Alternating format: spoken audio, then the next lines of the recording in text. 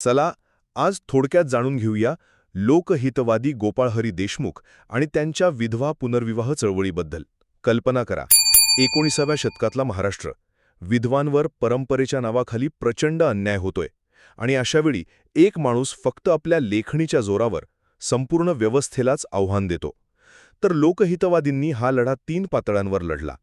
पहिली आणि सगळ्यात महत्त्वाची होती वैचारिक आघाडी.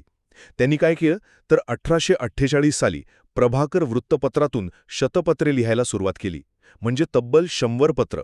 आणि त्यांचा मुख्य मुद्दा काय होता की धर्माला विरोध नाहीये, पण धर्माच्या नावाखाली जो अन्याय चाललाय त्याला आहे.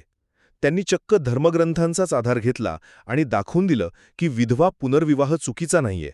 म्हणजे बघा, परंपरेच्या शस्त्राने परंपरेवर केलेला केवढा मोठा हा वैचारिक हल्ला होता. आणि मग आली दुसरी आघाडी. ती होती कायदेशीर.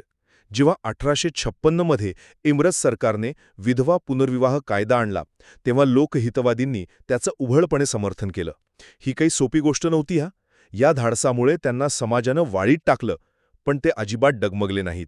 आपल्या भूमिकेवर एकदम ठाम राहिले. पण थांबा, त्यांचा लढा फक्त कायद्यापुरता मर्यादित नव्हता. आणि इथेच त्यांची तिसरी आणि कदाचित सगळ्यात महत्त्वाची बाजू समोर येते. ती म्हणजे पुढच्या पिढीला एक वैचारिक वारसा देणं. त्यांचा आग्रह होता की समाज बदलायचा असेल तर धर्माला तर्काची, लॉजिकची जोड द्यावीच लागेल.